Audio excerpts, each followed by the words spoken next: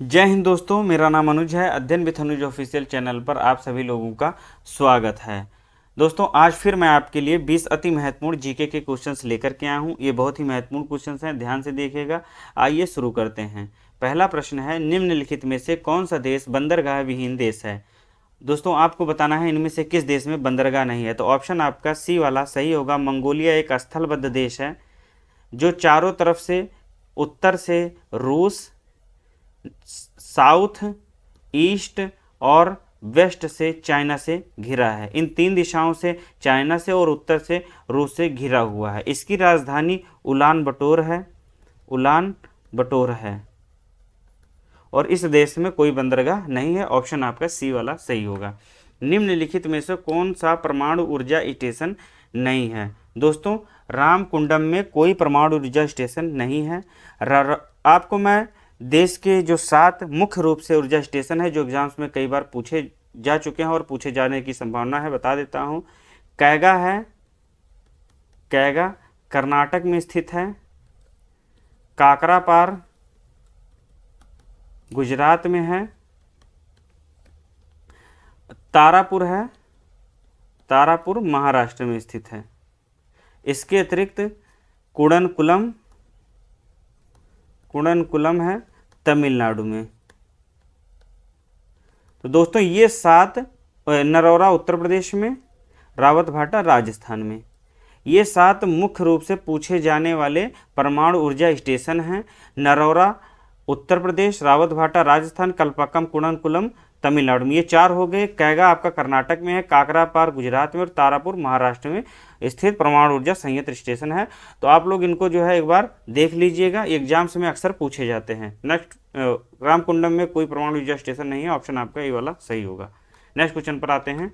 तीसरा प्रश्न है, सिंधु सभ्यता का पुरातात्विक स्थल दैमाबाद किस नदी के किनारे स्थित है? पहली बात तो मैं बता देता हूं कि दैमाबाद सिंधु सभ्यता का सबसे दक्षिणतम जो है खोजा गया स्थल है। और इसकी खोज किसने की थी? इसकी खोज की थी बीपी बोपर्दिकर ने की थी।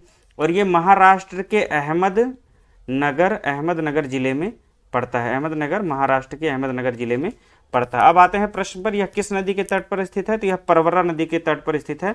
परवरा गोदावरी की सहायक नदी है। ऑप्शन आपका डी वाला सही होगा। अगला प्रश्न देखते हैं। अगला प्रश्न है, डंपिंग शब्द किसके लिए प्रयोग किया जाता है? डंपिंग शब्द किसी चीज की सीमांत लागत से कम कीमत पर किसी विदेशी बाजार में बिक्री। ऑप्शन आपका बी वाला सही होगा। दोस्तों, इसे अक्सर उचित मूल्य से कम पर बेचने के रूप में संदर्भित किया जाता है। ऑप्शन आपका बी वाला सही होगा। नेक्स्ट क्वेश्चन, ग्रेफीन के बारे में निम्नलिखित में से कौन सा कथन सही है? दोस्तों, ग्रेफीन कार्बन का अपरूप होता है। कार्बन आधारित यह नैनो स्ट्रक्चर है। ऑप्शन आपका ए वाला सही होगा। कार्बन या जो है इसकी संरचना आणविक संरचना होती है नैनो ट्यूब और पॉलीसाइक्लिक एरोमेटिक की भांति होती है। ऑप्शन आपका ए वाला सही होगा। आते हैं नेक्स्ट क्वेश्चन पर। कैंसर का उपचार निम्नलिखित में से कौन सी अक्रिय गैस द्वारा किया जाता है? तो कैंसर का उपचार दोस्तों रेडान से किया जाता है। ये एक रेडियो एक्टिव नोवेल गैस होती है। इसका एटॉमिक नंबर 86 होता है। ऑप्शन आपका बी वाला सही होगा। दोस्तों, यह रंगहीन, गंधहीन और स्वादहीन अक्रिय गैस होती है। सी ऑफ ट्रैंक्विलिटी कहाँ पर स्थित है? दोस्तों, सी ऑफ ट्रैंक्विलिटी, इसे हम हिंदी में शांत सागर कहते हैं। शांत सागर प्रश्न देकर के पूछ सकता है, शांत सागर भी पूछ सकता है। तो यह चंद्रमा के पृष्ठभाग में अर्थात पीछे वाले भाग में स्थित है, जहां पर सूर्य की किरणें नहीं पहुंच पाती हैं और पृथ्वी से हमें वह नहीं दिखाई देता है। इस भाग को ही हम शांत सागर कहते हैं। ऑप्शन आपका सी वाला सही होगा, चंद्रमा शांत सागर। पंचायती राज की त्रिस्तरीय समिति का गठन किसके द्वारा किया गया था? पंचायती राज जो व्यवस्था है इसका सबसे पहले अनुमोदन या सिफारिश 1957 में बलवंत राय मेहता समिति द्वारा किया गया था। ऑप्शन आपका ए वाला सही होगा। 1959 में इसकी सिफारिशों को नागौर, राजस्थान के नागौर जिले में जो है लागू किया गया। राजस्थान में जो है यह व्यवस्था लागू की गई थी।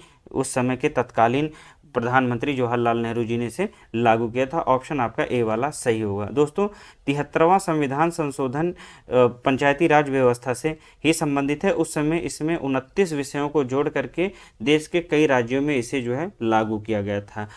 संविधान का भाग 9 जो है भाग 9 और अनुसूची 11 ये भी 73वें संविधान संशोधन के अंतर्गत ही जोड़ी गई है। एग्जाम में पूछता है, आप लोग याद रखिएगा। 9वां प्रश्न है जीवित जड़ सेतु। जीवित जड़ सेतु, जैसा कि आप लोग सेतु से ही समझ पा रहे होंगे, सेतु का मतलब होता है पुल, ब्रिज होता है। तो ये जीवित जड़ सेतु का मतलब है कि कोई प्राकृतिक चीज होगी जिसमें जीवन होगा, उससे बनाया गया कोई पुल हो, तो वह जो है भारत के किस राज्य में देखी जा सकने वाली एक दुर्लभ पारिस्थितिक दृश्य है। तो जीवित जड़ सेतु जो है पूर्वोत्तर राज्य मेघालय में, मेघालय के एकदम दक्षिण में स्थित जो है जनजातियों द्वारा बनाया जाने वाला एक पुल है। ये लोग क्या कहते हैं, जीवित वृक्षों की जड़ से ही पुल बना देते हैं। ये खास करके आपको चेरापूंजी और नॉन ग्रेट लास्यू जैसी जगहों पर देखने को मिलेंगे। ऑप्शन आपका डी वाला सही होगा, यह मेघालय से संबंधित है। कोऑपरेटिव फार्मिंग किस देश में सबसे अधिक सफल रही थी? दोस्तों कोऑपरेटिव फार्मिंग की शुरुआत मध्य और पूर्व यूरोप में हुई थी। यह सहकारिता, इसे जो है हिंदी में सहकारिता कृषि कहते हैं। इसकी सबसे ज़्यादा सफलता इसे जो है डेनमार्क में मिली थी। ऑप्शन आपका बी वाला सही होगा। कोऑपरेटिव या सहकारिता कृषि किसे हम जो है मैं बता देता हूँ किसे कहते हैं। इसके अंतर्गत साझा रूप से यदि कई कृषक मिल करके कृषि कर रहे हैं, कई कृषक हैं वो मिल करके जो है कृषि करते हैं, कृषि कार्यों को करते हैं, तो वह जो है कोऑपरेटिव फार्मिंग कहलाती है। और इसको सबसे ज़्यादा सफलता डेनमार्क में मिली थी। ऑप्शन आपका बी वाला सही होगा।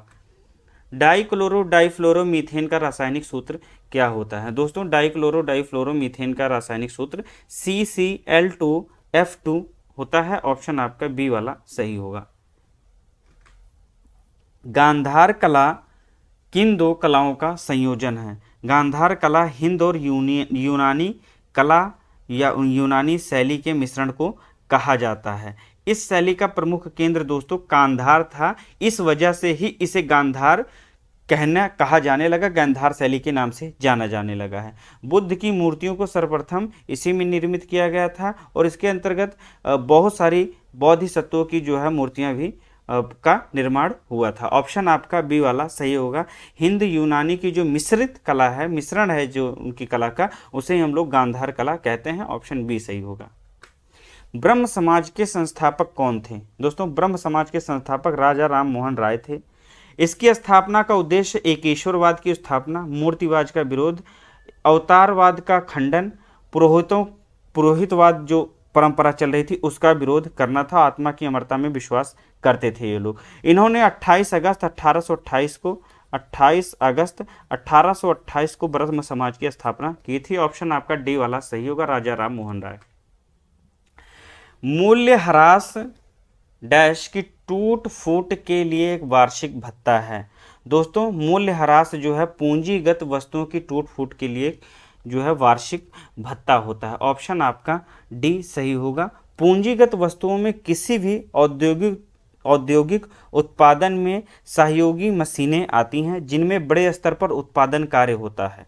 मूल्यह्रास इन्हीं वस्तुओं में होने वाले टूट फूट का नुकसान भरपाई जो है वार्षिक भत्ता कहलाता है। जो बड़ी बड़ी मशीनें होती हैं उनके सहयोग से बड़े बड़े उत्पादन होते हैं और यदि उनमें किसी तरह का टूट फूट होता है तो वो जो है उनको भरा जाना ही जो है वार्षिक, ये मूल्यह्रास उनकी जो है वार्षिक भत्ता कहलाती है।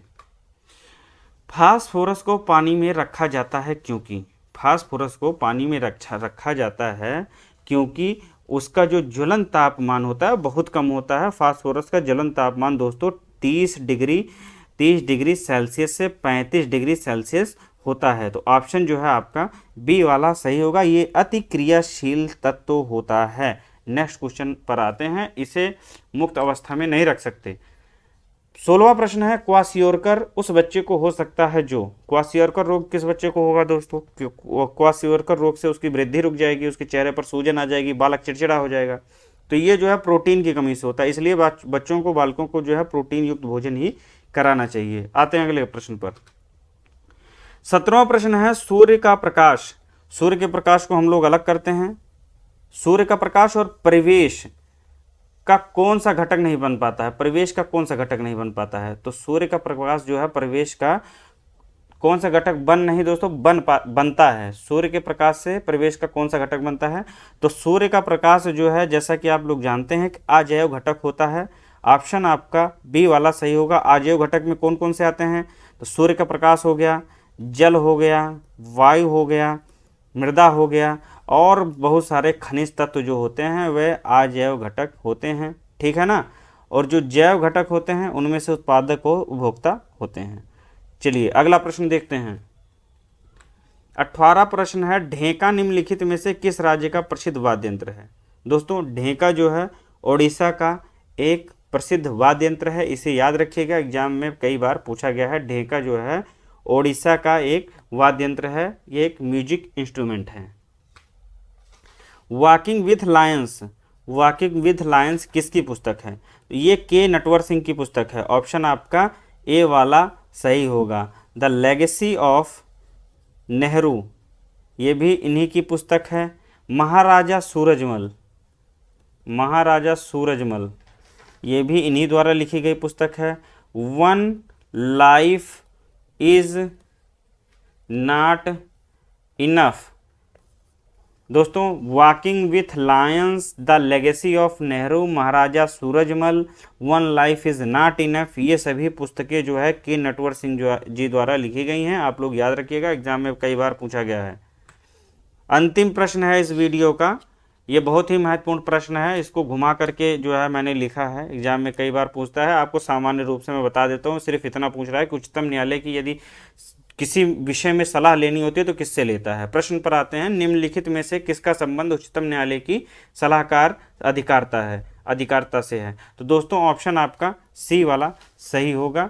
भारतीय संविधान का अनुच्छेद 143 राष्ट्रपति को विधि तथा उसके जो है किसी भी विषय पर व्यापक महत्व के संदर्भ में उच्चतम न्यायालय से परामर्श की शक्ति प्रदान करता है। तो ऑप्शन आपका सी वाला सही होगा। कानून तथा तथ्यों के बारे में राय मांगने वाले भारत के राष्ट्रपति, परंतु उस परामर्श को राष्ट्रपति द्वारा स्वीकार करने की कोई बाध्यता नहीं है, ठीक है ना। ऑप्शन आपका सी वाला सही होगा। तो ये थे आज के 20 क्वेश्चंस। मुझे आशा है कि आपको जो है आपके एग्जाम्स में आपको नंबर गेनिंग में मदद करेंगे। आप लोग एक बार और पढ़ लीजिएगा, इसी तरह के मैं वीडियोस आपके लिए लाता रहूँगा। मिलते हैं अगले वीडियो में। जय हिंद।